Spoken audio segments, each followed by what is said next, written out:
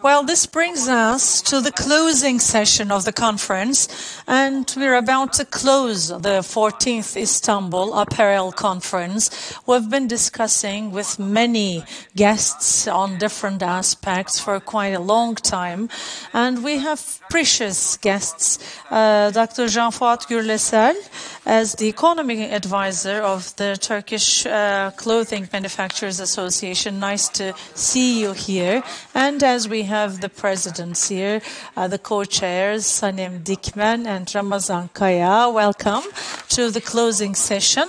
It is going to be an honor for us to be discussing with you the closing remarks. So, briefly, as a wrap-up, I will hand it over to you, and then we'll get some ideas about the future economy. As we've seen from the notes of the day, the industry is going through an evolution and revolution, where digitalization really matters as a number one priority. Looking at the exports figures of 2020, it's about $20 billion that we'll close off with. So in the short run, we have a target of $25 billion in textile exports. It's $12 billion and net exports $16 billion. And of course here, as we have heard from the speakers, as a result of the policies we've been following, both within the internal and external markets, things will accelerate. We'll have a bigger business. Therefore, we need new capacities. And, of course, new capacity creation will be a priority for all of us. The consumer habits are evolving. These are changing. People are just moving away from fast fashion to more comfortable clothing. And at the end of the day, we are going through a change and evolution as the final notes of the day. Yes, Madam. As indicated, there is obviously the need for capacity increase, and to make that happen, we need to follow the other countries who are competitors for us, as done in the ready-made clothing industry. The shift system should be also opted for, where we will have shorter deadlines of delivery. And in this respect, an added value manufacturing will need to be created. Yes, John Fuat, it's your turn. Yes, there are risks obviously out there, and we are going through the pandemics. Turkey has been a preferred country, as said, from the very beginning. We are speaking about the need for capacity increase, and let's hear it from you. Yes, Barış, the apparel industry, as the president said, has been going through a change. And this change is not like, as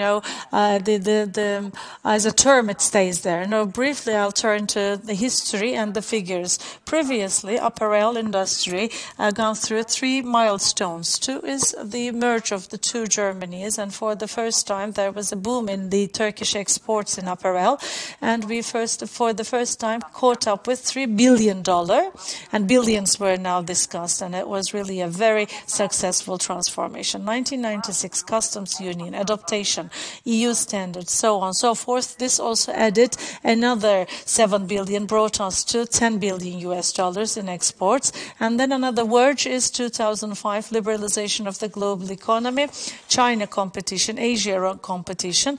There, we got into a slippery ground, and it's the level of 15 billion, and then coming to 17 billion. Now we are in the verge of another transformation. This is reacted so rapidly that from $17 billion in 1.5 years, it's $21 billion and beyond. However, to be able to move on, the next period is quite different, because there are new conditions that are imposed, particularly on the consumer side. There will be some dictated aspects, so we need to look into 10 years ahead of us. So we're on the verge of a transformation process. Exactly. Here, of course, the demands, needs, expectations of the consumer will shape up the needs. Yes, we are on the verge of something, but we don't know into what. So it's the consumer to define it. We're moving away from fast fashion. The apparel industry producing for the fast fashion came to 17 billion into this way, but now we're back into the slow fashion. As discussed so much, we're getting into the share economy and circular economy. On the economy aspect of the ready-wear industry, there are totally new factors to consider. The consumers are younger and in terms of sustainability more aware, and the consumption preferences are quite different. Personal preferences quite unique. The need to clothe up. There are people who are coming to the office, there are those who are not. So the needs are quite different. So probably we'll be facing quite different consumer demands. And now the sector, upon the move away of, let's say, Asia, as a complementary demand coming to Turkey, I think the new way of consumer behaviors will be shaping this new period with more added value, maybe more customized, small batches, maybe a lot faster. But maybe finally in the e-commerce side, it's just a very fast way of evolving, that being able to produce for that site, meeting the expectations of the consumers there, i.e. high quality and specialized, special touch products, probably will be quite accessible. These will be the factors of roadmap in this transformation. If I may, I can ask you another question. This transformation is being experienced by the entire world. After globalization, we're now discussing about carbon emissions, environment, EU relations, which was emphasized by the speakers all the time in the previous sessions. EU is in the leading position and now has turned a face to Turkey. Now the apparel industry, and what do you think is your perspective there? And of course we are now having this opportunity after the pandemic, and the apparel industry was already ready for it, but we are now speaking about further increase in capacity. So what shall we do so as not to miss the opportunity or to keep this jewel at hand after the pandemic? What can we do to prevent it slipping back to the Far East again? Of course, inner processes and others may be discussed by the society, by this association representatives, but in the factories, I think the biggest priority will be Green Deal and the roadmap and framework of the Green Deal. Carbon emissions to transportation implications, all the other new regulations and rules imposed probably will be witnessed on the field one by one. But these rules are not being applied by the countries individually, but similar expectations, rules, conditions have already been imposed to the producers. I guess there are two things that must be done. Number one is quite efficient use of resources, energy, water. We will aim at consuming less, respecting more the environment, the green. Recycling, probably, yes, recycling. What we, will be collecting the consumed items and will be recycling. Only then we will be able to catch up with those opportunities properly and successfully to make use of that potential, probably. And of course, the sector, the industry is already ready, has been working on it quite intensively. Risks, opportunities, briefly, will be there for the Turkish apparel industry. But for risks and opportunities, risks may be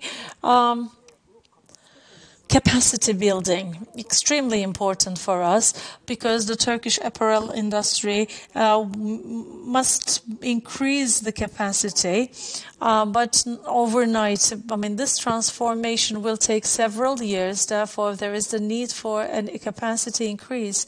About capacity, can we say, when we take a look at the capacity utilization ratios, it goes up to very high with sustainability and technology. We will be using capacity capacity utilization, and with the technology, as we use more efficient machinery, capacity will be increased.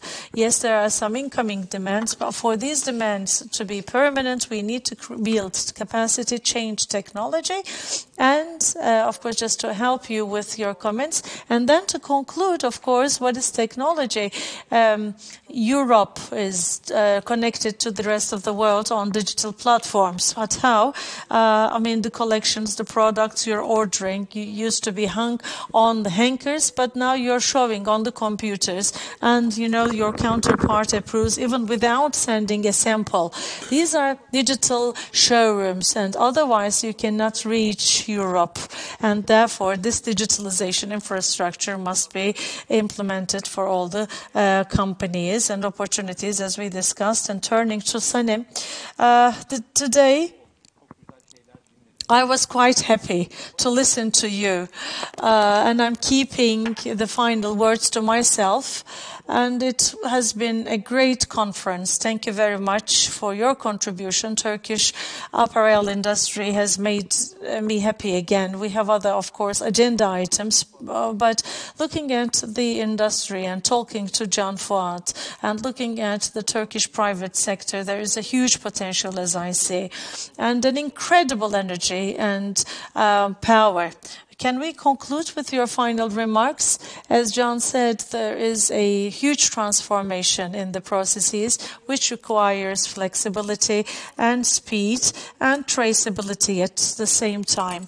Therefore, both textile and apparel counterparts and stakeholders, as you know, when you compare it with our competitors, is the yarn, fabric, side industry, logistics. It's not just something that is doable by the apparel manufacturers. It requires an integrated approach. And in the coming period, maybe by working together, running partnerships, we can just unite forces with our suppliers better, where we will be in the position of developing a traceable supply policy. Because, you know, people are asking from which factory the item is coming. Even from which fields have you cultivated the cotton? So they want to dominate this story.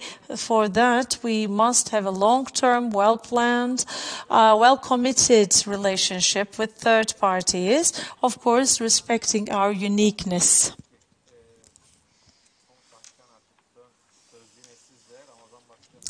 And hearing you, Mr. Ramazan, I agree with Sanem. I mean, after China, Turkey has been a rare country, a unique country for integrated systems, but traceability really matters there.